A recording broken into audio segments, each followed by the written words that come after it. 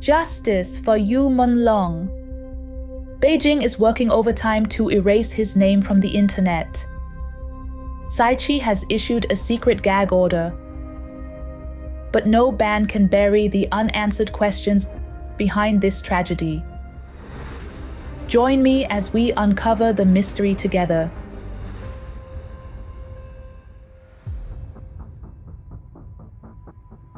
Welcome back to FinalWar with Katherine Hu.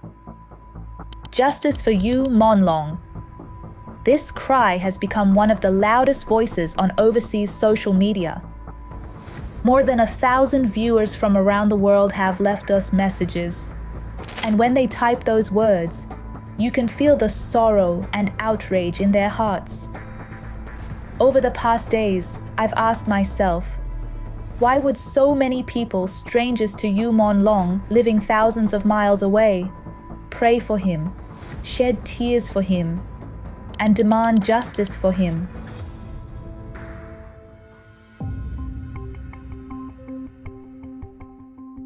I believe it's not only because he was a well-known actor with delicate features. It's because in him, people saw what they themselves long for in this world: purity, innocence, and goodness. You could see it in his clear eyes and in the quiet patience with which he endured. These are rare gifts, often found in those with a strong spiritual essence. In this tragedy, Yu's kindness stood in stark contrast to the brutality of the gangs around him. That is why he has become a touchstone in this moment of humanity's spiritual awakening. Because when people grieve his unjust death and rise to defend him, they are making a choice between good and evil, truth and lies. Millions of consciences are being stirred awake. People are no longer frozen in fear of the regime's claws. Instead, they are choosing to pursue truth. I will continue to track this case. In recent days, a wave of so-called exposés has flooded the internet. Much of it appears to be coordinated disinformation designed to muddy the waters. Some sources suggest that the authorities are preparing to smear Yu by attacking his private life. There are even rumors that police-linked narratives may surface, pushing claims of private life and trying to recast his death as self-inflicted. We must approach such content with extreme caution and verify every detail. When the Beijing authorities set out to smear a person or a group, their tactics can be far more shameless than most people could imagine.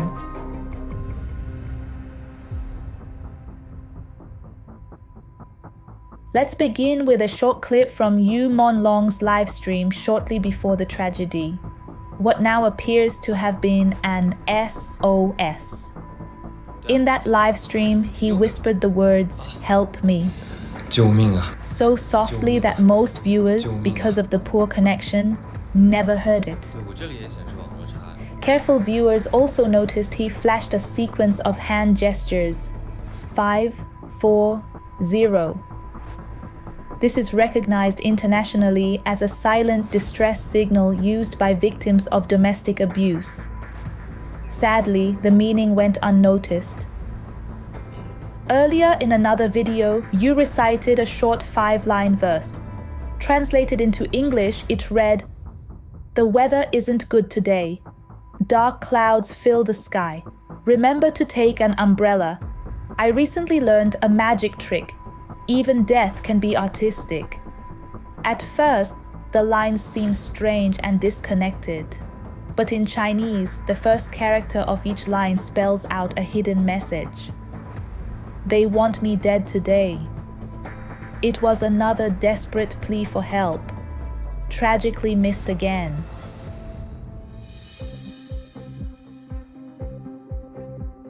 As Yu Menglong's influence continued to grow, Beijing's fear became impossible to hide.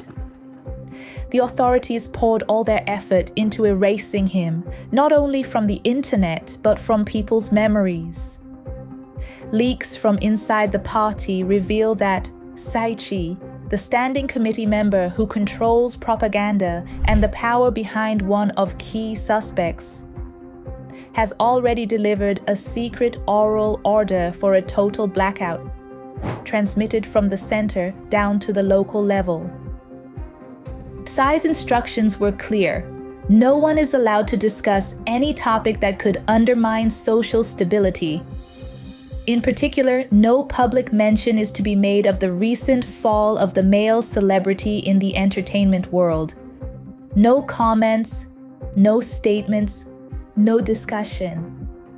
The directive must be passed on orally to ensure it leaves no paper trail, and each unit is to monitor its own personnel speech and online activity. The order further demands that people under each jurisdiction must not participate, discuss, or even watch the excitement online. Any sudden developments must be reported immediately. Those who violate the order will face accountability and disciplinary punishment. In serious cases, punishment will be swift and severe under party regulations. I have every reason to believe this oral order is real, because when I worked inside China's state-run media system, this was exactly how sensitive directives were handled. Spoken instructions, no documents. Designed to prevent leaks.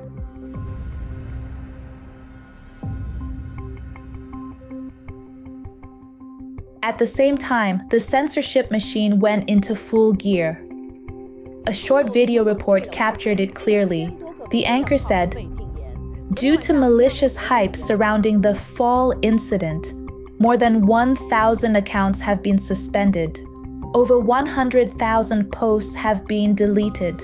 Another 15,000 accounts that repeatedly stirred negative sentiment in the comments section have had their commenting privileges frozen."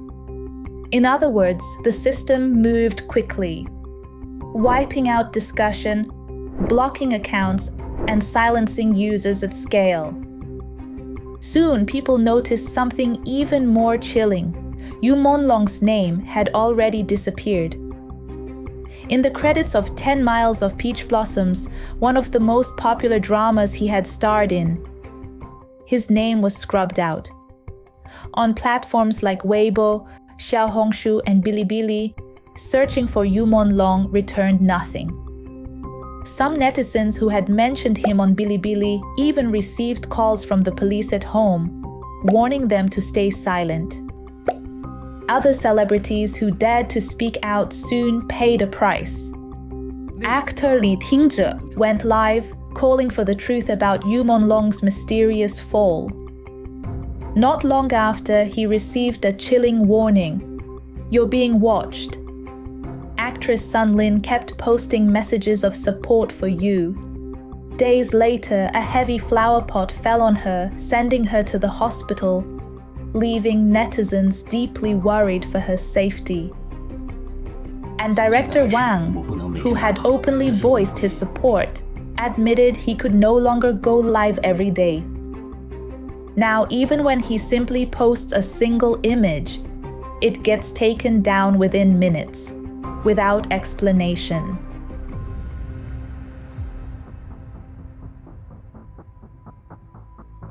In Beijing's Sunshine Upper East compound, the very community where Yu Menglong's death occurred, a wave of panic selling hit the housing market. Listings surged and prices collapsed to nearly half. Data showed that on September 23rd, 93 apartments went on sale at cut-rate prices. By the next day, that number had jumped to 157. Many residents reported receiving threatening messages. Fearing for their lives, they left in haste, saying only, "The water runs too deep. Better leave before we're silenced." At the same time, several of the individuals who had attended the gathering before Yu's death began to speak out, not to explain, but to threaten. They warned they would file lawsuits against netizens they accused of spreading falsehoods. Yu Menglong's tragedy has now drawn more than 20 billion views worldwide. Yet inside China, it has become the harshest censorship test in the history of the internet. Beijing's goal is simple: to make over 1 billion people forget that Yu Menglong ever existed. We all know Yu Menglong's case is a miscarriage of justice. But because it touches the underworld, high-level political figures and the hidden rules of China's entertainment industry, the threads are not easy to untangle. So let's begin with Yu's management company. Yu Menglong entered the spotlight in 2013 through Hunan TV's talent competition Superboy, where he placed 10th in the national finals and officially debuted in the entertainment world. At the time of his death, Yu was signed to Tianyu Media. Public records show that Tianyu Media was founded in Shanghai in 2004. It is China's only state-owned artist management company operating under Mango Media, with subsidiaries in Shanghai, Beijing, Hainan, and even Hong Kong. This company shows two peculiar patterns. First, many of the Superboy contestants who signed with Tianyu later registered multiple companies under their own names. Strangely, these firms shared the same phone numbers, the same addresses, and even identical shareholding structures, and registered capital as Yu Menglong's own companies. Before the internet purge, the mainland outlet Shaoxiang Morning News checked corporate records on Tianyancha, a platform for personal and corporate information inquiry, and found that Yu Menglong had once opened 2 studios under his own name: Dongyang Fresh Meng Film Studio and Shanghai Qimeng Film Studio. Both were registered as sole proprietorships owned by Yu himself, and both are now listed as deregistered. Dongyang Freshmeng was established in September 2016 and closed in July 2025. Shanghai Qimeng was founded in August 2017 and shut down in November 2024. Resourceful netizens uncovered an even stranger detail. On September 15, 2017, Shanghai Qimeng Film Studio, through the agency Beijing SIPO Intellectual Property Agency, filed a trademark for the name Yu Menglong. The registration number was 264255601. And the trademark category? Class 13, Weapons and Fireworks. Yu Menglong was just a minor entertainer. How could he possibly have the resources to register companies tied to the arms trade? That alone raises serious doubts. But the bigger question is this. For many of the other Superboy contestants, the companies registered under Tianyu Media's umbrella all pointed to the same address, Shengli Village in Jiaozhou County, Shandong Province. And that location is known as a military zone. It is hard to believe this is coincidence. Behind it, there must be an unusual and deeply troubling network of transactions.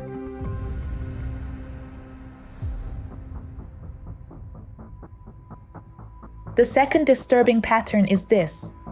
In the past decade, at least 4 young artists signed under Tianyu Media have died under suspicious circumstances. And the most shocking detail, every case was officially labeled as self-inflicted. First came Xiaoren Liang, who died in 2016 at just 29. His cause of death has long been questioned. Rumors swirled that he had offended powerful figures, was forced into hidden rules of the industry, and was ultimately forced into a fatal outcome in a Shanghai villa. Then came his friend, fellow Tianyu artist Ben Shi, She wrote a song titled Pink Gun, a veiled reference to Chow's fate. But only 3 months after Chow's death, Benshi herself fell from a building on Christmas Eve. She was just 22. With her fresh image and musical talent, she had nearly 1 million followers on Weibo. Only 3 days earlier, she had gone live to debut a new song, appearing healthy and energetic. Next, on October 28, 2017, actress and model Ren Zhao was found dead. Her body discovered in bushes near a hotel. The official verdict, accidental fall while drunk. And most recently, Yu Menglong, again officially ruled as an accidental fall while drunk. 4 young artists under Tianyu Media gone too soon. 3 of them declared accidental falls. Can this really be coincidence? Or is this pattern simply too alarming to ignore? What was Yu Menglong's true connection to the arms trade in Shandong and to the powerful figures behind Tianyu Media?